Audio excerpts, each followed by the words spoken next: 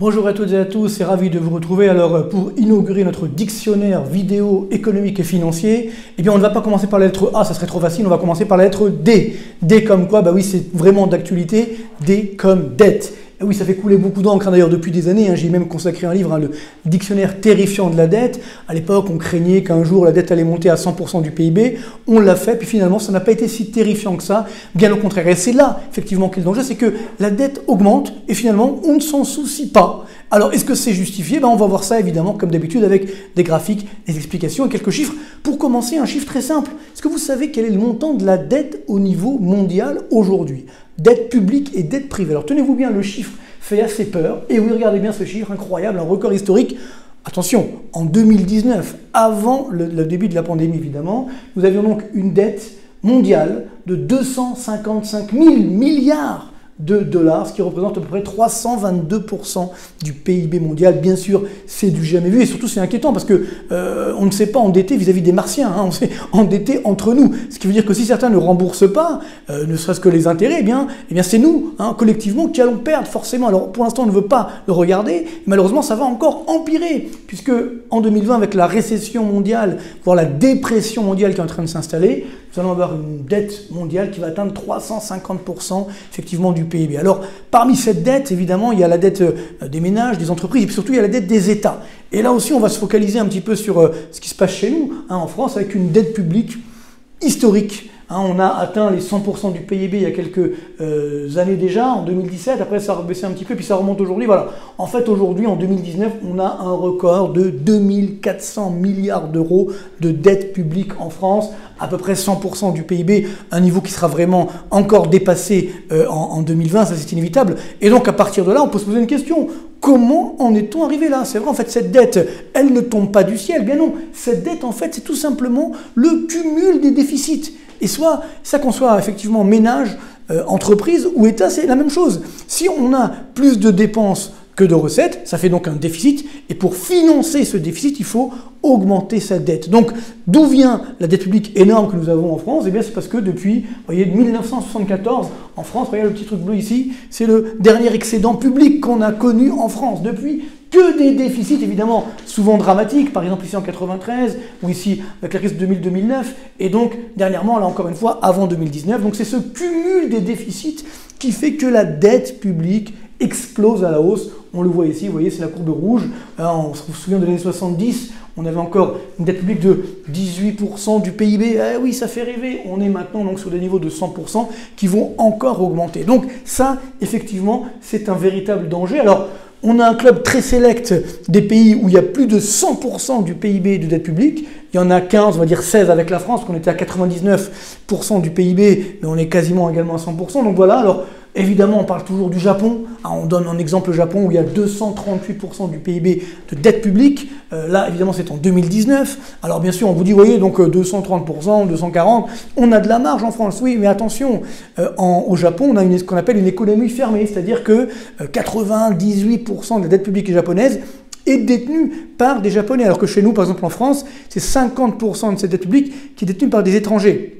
Donc mécaniquement, évidemment, on peut se retrouver en danger si jamais ces flux d'investissement n'arrivent pas pour financer cette dette publique. Alors c'est encore plus vrai pour des pays émergents, bien sûr on voit ici le Soudan, Érythrée, le Liban, mais également pour des pays qui ne sont plus émergents, même qui sont dans la zone euro, type la Grèce, vous voyez, 180% du PIB, ou bien sûr l'Italie, 135%, le Portugal également à un niveau assez élevé, et donc on retrouve ici les États-Unis avec 106%, eux aussi financent essentiellement une grosse partie de la dette grâce notamment à la Réserve fédérale, on va en parler tout à l'heure, et puis bien sûr donc la France avec 100%. Donc tout le problème c'est que normalement quand la dette publique augmente, eh bien on a une sanction des investisseurs, c'est-à-dire que eh bien on a des taux d'intérêt plus élevés, c'est un peu logique. Plus vous êtes endetté, plus vous êtes risqué, donc plus les taux d'intérêt que vous devez payer sur votre dette doivent augmenter. Ça c'est dans la situation on va dire normale, c'est la normalité. Or là on n'est plus du tout dans cette situation dans une situation normale. Regardez, je vous ai mis ici le cas de la Grèce. Alors là, par exemple, quand la dette grecque, pendant la crise grecque, donc en 2011-2012, vous voyez, on était monté à 170% de dette publique par rapport au PIB. Les taux d'intérêt à 10 ans de la dette grecque, courbe bleue ici, étaient montés à 35%. Donc bon, c'était peut-être un petit peu beaucoup, mais on comprend, il y avait une sanction. Après, on a aidé la Grèce, donc les taux d'intérêt ont augmenté. Là, c'est la venue de Tsipras en Grèce en 2015 qui a fait peur à tout le monde. On croyait que la Grèce voulait quitter la zone euro. Finalement, ça s'est calmé. Et puis alors là, c'est incroyable. Plus la dette publique grecque augmente, plus effectivement les taux d'intérêt baissent. Regardez aujourd'hui, on a une dette publique pour le premier trimestre 2020 autour des 180-182% du PIB, dans le meilleur des cas. Et là, c'est les derniers chiffres. On a une dette publique grecque qui est autour des 1,4%. C'est assez incroyable, c'est-à-dire que c'est comme si on prêtait des bonnes bouteilles à un ivrogne, et ce qui va nous les rendre, ce n'est pas vraiment sûr. Et donc, c'est ça qui est le vrai enjeu de la dette publique, c'est que aujourd'hui, on a ce qu'on appelle un aléa moral. C'est-à-dire finalement, on se dit, autant continuer de s'endetter, puisqu'on paye des taux d'intérêt de plus en plus bas. À quoi c'est dû ceci? C'est dû au fait que c'est la Banque Centrale Européenne qui achète cette dette publique. Ce qu'on appelle la fameuse planche à billets. C'est ça qui, effectivement, peut nous coûter très cher. Alors, on a le cas de la Grèce, bien sûr, on a le cas de la France. Bon, nous, on a une dette publique qui est moins élevée, c'est vrai, qu'en Grèce, mais tout de même, on est à 100% du PIB. Et là aussi, regardez, les taux d'intérêt ne cessent effectivement de baisser. C'est le niveau du mois de juin. Alors là, c'est qu'on est remonté un petit peu à 0%, mais on reste quand même sur des niveaux extrêmement bas, anormalement bas. Et donc le drap, on le voit aujourd'hui, on a l'impression qu'on peut raser gratis, c'est-à-dire que on fait des plans de relance, en veux-tu, en voilà. La Banque Centrale Européenne nous dit c'est nos limites, vous pouvez continuer d'augmenter votre dette publique, je vais la racheter, et donc on se dit finalement, pourquoi ne pas continuer? Le problème de tout ça, c'est que ça ne peut fonctionner que si la dette est ce qu'on appelle soutenable. Ça, il faut bien comprendre, c'est peut-être l'élément le plus important de la dette publique. En fait, la dette n'est pas un problème en soi, c'est-à-dire que le niveau de dette publique, qu'on soit à 100% ou 80%, évidemment, plus c'est bas, mieux c'est, mais admettons même si on est à 100% du PIB, ce n'est pas trop grave si et seulement si la dette est soutenable. Ça veut dire que si cette dette génère suffisamment de croissance, au moins pour payer les intérêts de la dette et générer effectivement une baisse du chômage et une certaine paix sociale. Donc là, oui, on peut dire que la dette publique est efficace. Le drame que nous avons, c'est que, si je prends le cas de la France, ce n'est pas du tout le cas. Je vous ai fait un petit calcul très simple, il y a deux colonnes. La première colonne, c'est la variation du PIB chaque année en valeur, ça veut dire augmenter de l'inflation. Donc on voit de combien augmente chaque année le PIB en France depuis 2008. Alors des fois il baisse, par exemple ici en 2009, vous voyez là, en 2019 il a augmenté de 65 milliards d'euros. En moyenne, de 2008 à 2019, le PIB français augmente chaque année de 40 milliards d'euros. Bon, c'est bien. Donc maintenant on va se dire de combien on doit augmenter, on doit payer les intérêts de la dette chaque année. Et là, c'est la surprise. On se rend compte que depuis 2008, en fait, à 6 reprises, même si on prend toute la croissance économique générée, toute l'activité supplémentaire, toute la richesse créée, ça veut dire un impôt de 100%, heureusement ce n'est pas le cas, mais admettons qu'on le fasse, on n'arrive même pas à payer les intérêts de la dette. C'est plus vrai sur les dernières années parce que les taux d'intérêt ont baissé, mais regardez, en moyenne, vous voyez que chaque année, depuis 2008, on paye 47 milliards d'euros d'intérêts de la dette. Donc vous l'avez compris, il y a un écart de 6,6 milliards d'euros chaque année, c'est-à-dire en moins. C'est-à-dire que même si on prend toute la croissance économique, toute la richesse générée, on n'arrive même pas à payer les intérêts de la dette. C'est ça qui ne colle pas. C'est qu'effectivement, cette dette publique, elle augmente très bien, mais elle ne remplit pas son rôle. Son rôle, ce n'est pas de distribuer des aides ici ou là. Son rôle, c'est de générer une croissance plus forte, de faire baisser le chômage. C'est là qu'est le vrai enjeu. Et donc, on a ce graphique dramatique qui représente la croissance annuelle moyenne en France, c'est la courbe bleue. Donc, tous les 10 ans, en moyenne, combien on a de croissance? Vous voyez, dans les années 74, on avait une croissance de l'ordre de 5 à 5,5%.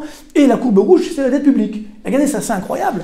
Plus la courbe rouge augmente, c'est-à-dire plus la dette publique augmente, donc on pourrait se dire ça va permettre de soutenir la croissance. Mais non, c'est le contraire. Plus la croissance économique, effectivement, a tendance à baisser. Aujourd'hui, on est autour des 1% de croissance. D'ailleurs, on voit que ça va un peu mieux sur la fin de période parce que justement, on arrête d'augmenter la dette. Du moins, elle se stabilise autour des 100%. Mais quand même, c'est bien ça le problème. C'est que cette dette, elle n'est malheureusement pas efficace. Donc, augmenter la dette, c'est simplement une fuite en avant extrêmement dangereuse. Pour le prouver, prenons un exemple, le couple franco-allemand. Donc là, on va voir effectivement l'évolution des dépenses publiques par rapport au PIB, de la dette publique par rapport au PIB. En Allemagne et en France, depuis les années 2000, vous voyez que si on regarde les dépenses publiques, on était à 53%, aujourd'hui on est à 56%, dette publique à 100%. Alors qu'en Allemagne, c'est l'inverse, hein, on avait une dette publique, des dépenses publiques à 48%, on est à 45% aujourd'hui, une dette qui a quasiment pas bougé, mais en échange, regardez, en échange, le taux de chômage, effectivement, en France, il est encore aujourd'hui, ça c'était en 2019 évidemment, à 8,5%, alors qu'en Allemagne il est à 3,2%. Donc c'est ça qui ne colle pas. En Allemagne, on a baissé les dépenses publiques, on a baissé la dette, et il y a moins de chômage, et même plus de croissance. Ça ne colle pas, alors que chez nous, plus on augmente cette dette, eh bien, plus il y a du chômage. Donc, c'est ce qui fait qu'on pourrait se dire, oui, s'il n'y avait pas la dette, ça serait encore pire. Oui, mais non, parce que à cause de cette hausse de la dette publique, eh bien, on a également une dépense publique qui est moins efficace, avec des impôts qui restent également sur des niveaux excessivement élevés, et c'est ce qui fait qu'on a cette croissance extrêmement molle, et parallèlement un taux de chômage qui n'arrive pas à baisser. Donc voilà l'enjeu de la dette, sa fameuse soutenabilité. S'endetter, ce n'est pas grave, si ça génère plus de croissance et d'activité, ce qui malheureusement n'est pas le cas aujourd'hui chez nous. Alors évidemment maintenant, avec 2020, avec cette pandémie dramatique, et surtout cette récession dramatique, hein, je vous rappelle, les derniers chiffres, on aura une baisse du PIB de l'ordre de 11% en 2020 en France, qui est évidemment assez dramatique, assez historique. Eh bien regardez, voilà les dettes publiques attendues. Hein, ce sont des prévisions, mais globalement je reste assez optimiste. 205% du PIB en Grèce, 160% en Italie et en France, 125% de dette publique. Donc ce qui veut dire que, bien entendu, eh bien, ça va être encore plus difficile à gérer. Donc c'est ça qui est dangereux. Et qu'on ne dise pas qu'on n'aura pas à rembourser la dette. Certainement pas tout de suite, bien sûr, mais on aura au moins à payer les intérêts de la dette. Et donc c'est ça qui est extrêmement dangereux. C'est cette fuite en avant qui fait qu'on a plus de dettes, et malheureusement, il n'y a pas la croissance qui est au rendez-vous. Donc la dette, oui, mais à une condition, que nous ayons plus de croissance économique, moins de chômage, évidemment plus également de paix sociale, et on voit malheureusement ces derniers jours que ça ne fonctionne pas du tout. Donc il faut repenser complètement notre modèle, sinon on n'aura rien compris et cette dette publique va vraiment devenir extrêmement dangereuse. Espérons qu'on arrivera à relever ces défis. Bonne continuation et à très bientôt.